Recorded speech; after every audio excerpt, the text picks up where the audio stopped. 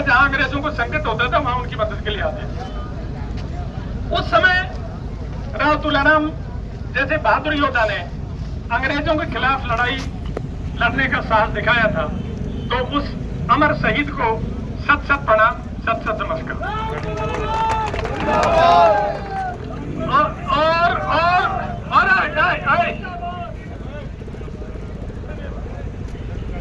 और मैं सिर्फ एक बात आज, क्योंकि राव तुलाराम जी की बात हो रही है, शहादत की बात हो रही है, मैं एक बात, इसको उल्टा मत लेना, लेकिन मेरे दिल में है, कई दिन से मैं कहूंगा। आप 1857 से आज तक जितने शहीद हुए हैं,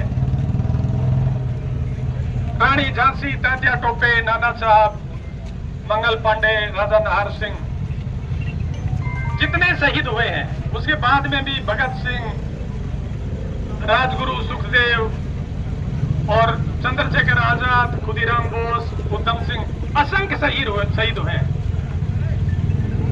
लेकिन दोस्तों, किसी भी शहीद को, किसी शहीद परिवार ने कभी राजनीति का माध्यम नहीं बनाया।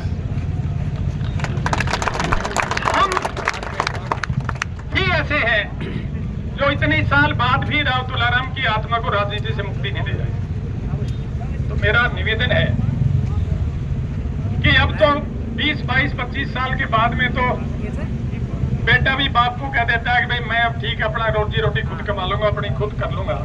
हम 50 साल बाद में भी राव तुलाराम के कंधे से उतर के राजनीति करने की हिम्मत नहीं कर रहे। तो हमें इस बात पर सोचना चाहिए कि राजनीति को अलग कीजिए, राव तुलाराम की शहादत को सारी दुनिया की शहादत, सारे देश की शहादत रहने दीजिए। मुझे तकलीफ जब हुई, जब पिछले 2-3 साल से राव तुलाराम के नाम को विवादों में घसीटा गया, कभी नारनौल में उनके नाम के पर विवाद हो रहा है, कभी दादरी में हो रहा है, कभी हंसी में हो रहा है। तो उस शहीद को मुक्त कर दें हम।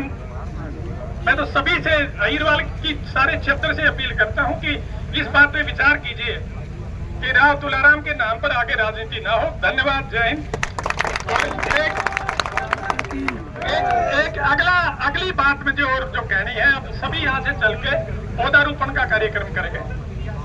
और देखिए, नांगल चौधरी हलके में पौधारोपण की जितनी जरूरत है उतनी शायद दूसरे हलकों में नहीं है, क्योंकि यहाँ प्रदूषण, क्रेशर का भी प्रदूषण है, माइनिंग का भी प्रदूषण है, बहुत प्रदूषण है। तो यहाँ तो आज हम वृक्षारोपण करेंगे, लेकिन साथ साथ मैं आपको एक अपील और करूंगा कि हर गांव में, जितने गांवों से आप लोग आए हो, हर गांव में कम से कम 100 पौधे जरूर लगाओ, सारे गांव में।